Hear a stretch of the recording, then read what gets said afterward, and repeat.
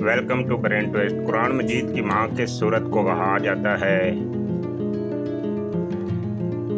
सूरत अल फातिहा। कौन सा फरिश्ता है जिसे यहूदी दुश्मन समझते हैं? हज़रत जिब्राईल अलैहिस्सलाम। कौन सा गुनाह करने से शैतान को ताज पहनाया जाता है? ज़ना। कौन सी चीज़ माल में इजाफा करती है? सदका। कौन शख्स रोज नहाने के बावजूद पाक नहीं होता? मुशरिक। वो कौन सा अमल है जो इंसान को अंदर से ख़त्म कर देता है? हसद। किस नबी की शादी के लिए जन्नत से हूरें लाई गई? हज़रत शीस अलैहिस्सलाम के लिए। कौन सा नेक अमल हर इंसान का कबूल होता है? दुरूद शरीफ। जन्नत में इंसान किस शक्ल में दाखिल होंगे? हज़रत आदम अलैहिस्सलाम की शक्ल में। नबी करीम सल्लल्लाहु अलैहि वसल्लम की हयात मुबारका में कितनी अज़वाज मुतहरात का इंतकाल हुआ? 2। हज़रत खदीजा और हज़रत ज़ैनब बिन्त खज़ीमा। करबला किस दरिया के पास है? दरिया फ़ुरात के पास। चाय पीने से कौन सी बीमारी जल्द आ सकती है? जोड़ों का दर्द। कौन सी नमाज पढ़ने से हज का सवाब मिलता है? अशराक की नमाज। किस नमाज में 3 मरतबा सूरह इखलास पढ़ने से दुआ कबूल होती है? तहज्जुद की नमाज। क़यामत के दिन मीज़ान में सबसे पहले क्या रखा जाएगा? अच्छे अखलाक। दज्जाल के माथे पर क्या लिखा होगा? काफिर। शादी से पहले लड़की में क्या देखने का हुक्म है? शर्म व हया। क्या दौरान नफास हम बिस्तरी जायज़ है? नफास के दिनों में हम बिस्तरी हराम है?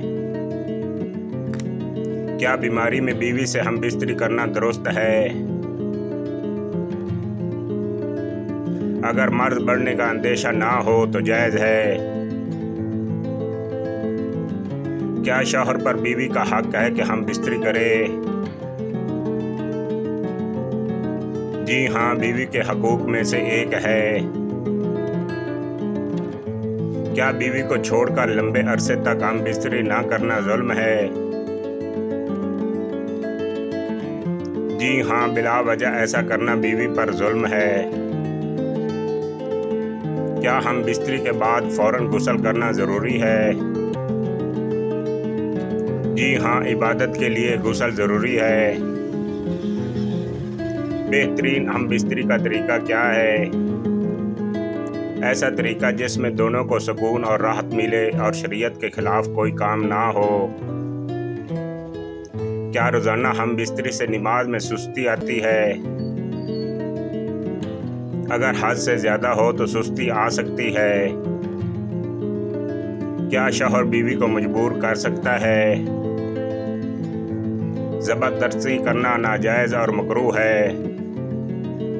क्या बच्चे के साथ एक ही कमरे में हम बिस्तरी दुरुस्त है? अगर बच्चा समझदार हो तो सख्त मना है। फुल लज्जत के लिए हफ्ते में कितनी बार हम बिस्तरी करनी चाहिए? 2 बार।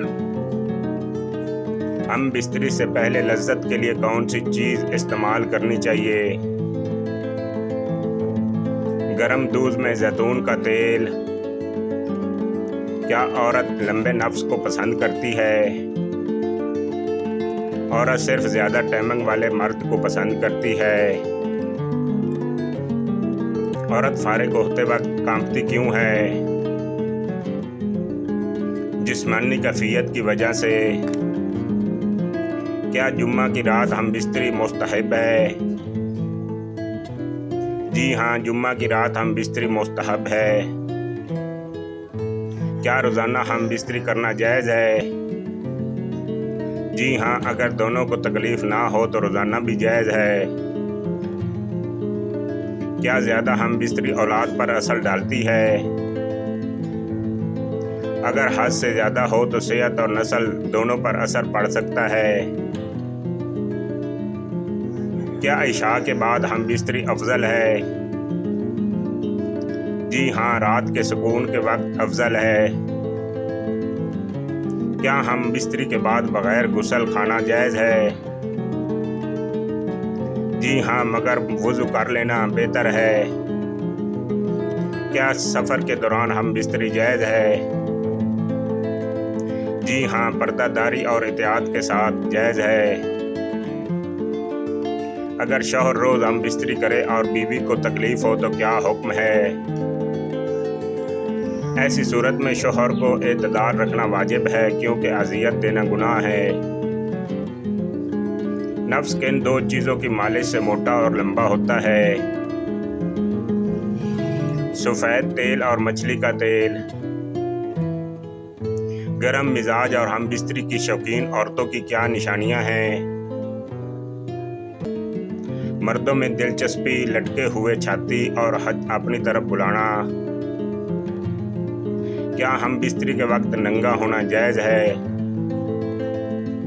जी हाँ, जायज़ है, मगर चादर डालना अफजल है। क्या दौरान हमल हम बिस्तरी जायज़ है? जी हाँ, मगर बीवी की तबीयत का ख्याल रखना ज़रूरी है।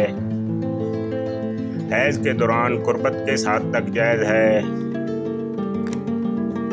शर्मगाह से इज्तनाब के साथ बाकी मुबाशरत जायज़ है। हफ्ते में कितनी बार हम बिस्तरी करना बेहतर है?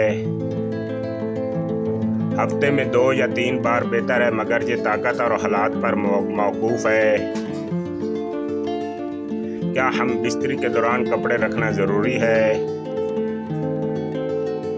ज़रूरी नहीं, मगर अफजल है। क्या हम बिस्तरी के वक्त रोशनी जलाना जायज़ है? जी हाँ, जायज़ है। क्या बगैर गुस्ल के दोबारा हम बिस्तरी हो सकती है? जी हाँ, मगर वुज़ू करना बेहतर है। क्या बीवी की मर्जी के बगैर हम बिस्तरी गुनाह है? जी हाँ, ये जुल्म और गुनाह है। दखूल के बाद गुस्ल फ़र्ज होता है या सिर्फ इंजाल पर? दखूल होते ही गुस्ल फ़र्ज हो जाता है, चाहे इंजाल ना हो। क्या जनाबत की हालत में नमाज पढ़ना दुरुस्त है? नहीं, बिल्कुल नाजायज़ है। क्या हम बिस्तरी के बाद फ़ौरन सोना जायज़ है? अगर गुस्ल ना करें तो वुज़ू करके सोना बेहतर है। क्या जुम्मा के दिन गुस्ल जनाबत ज़्यादा बाइसे सवाब है?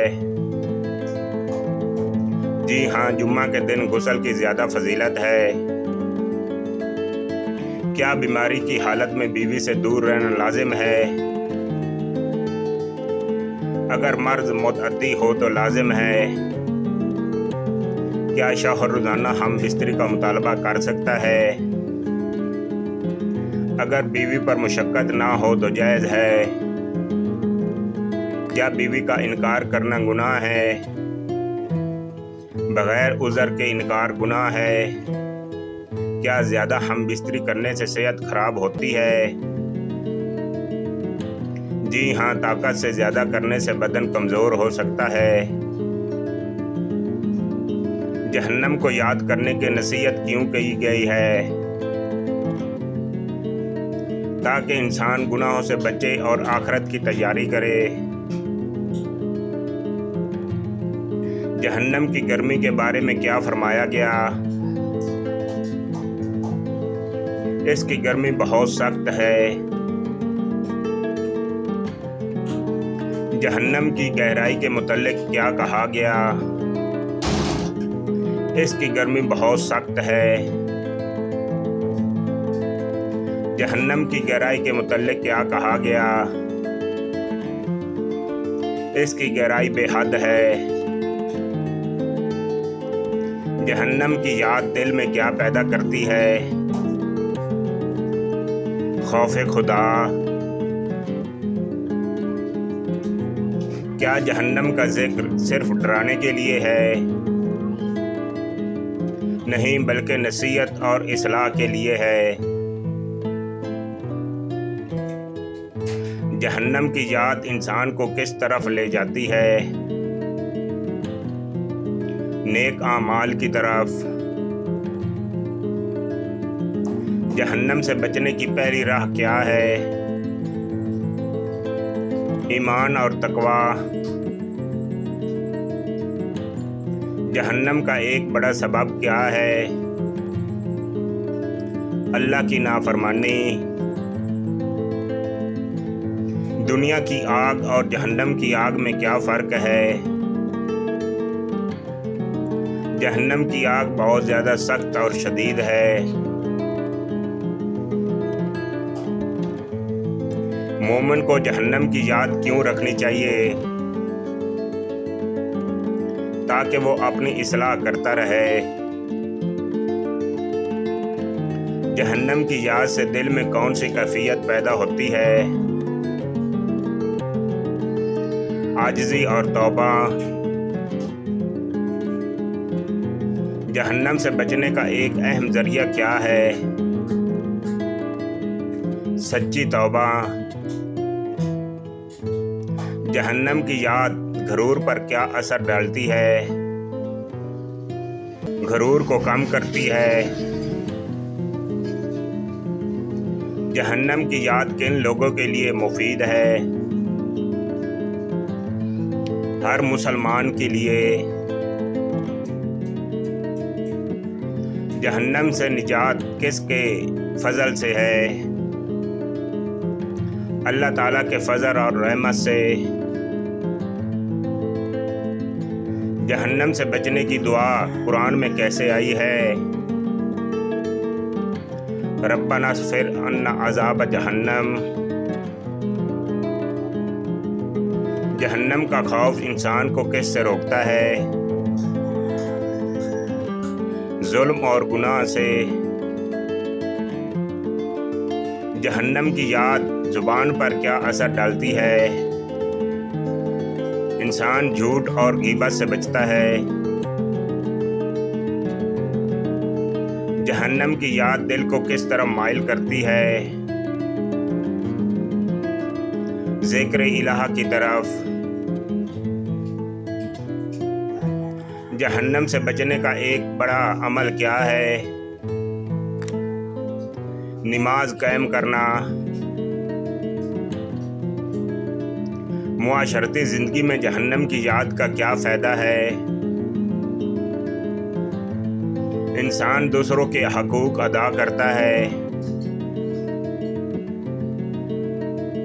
नौजवानों के लिए जहन्नम की याद क्यों ज़रूरी है? ताकि ख्वाहिशात के बहाव में गुनाहों से महफूज रहें। क्या जहन्नम की याद उम्मीद ख़त्म कर देती है? नहीं, बल्कि खौफ और उम्मीद दोनों पैदा करती है। जहन्नम की सख्ती सुनकर मुसलमान को क्या करना चाहिए? तौबा, दुआ और नेक आमाल इख्तियार करने चाहिए। जहन्नम के जिक्र का असल मकसद क्या है? इंसान को गफलत से जगाना।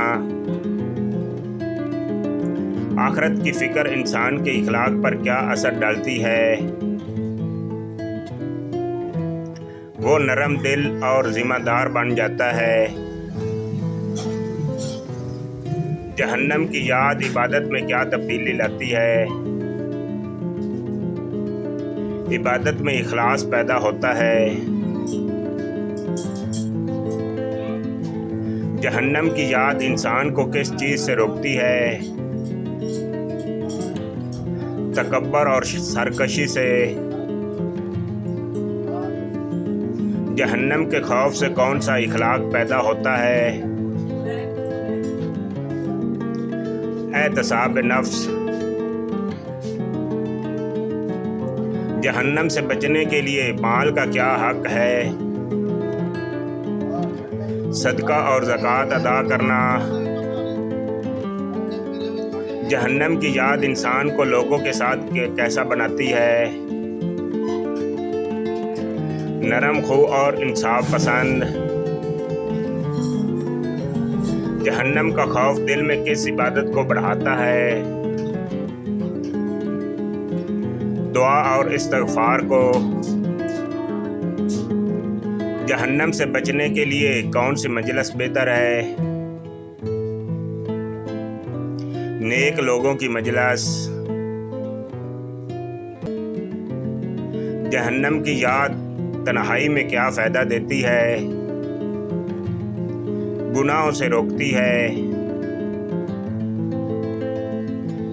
जहन्नम का खौफ दिल को किस चीज़ से पाक करता है? गफलत और बेफिक्री से। अक्लमंद शख्स जहन्नम की याद से क्या सीखता है? दुआ आर्जी और आखिरत दायमी है। इस कौल का खुलासा क्या है? जहन्नम की याद इंसान को गुनाहों से बचाकर अल्लाह की इताअत और नेकी की तरफ ले जाती है।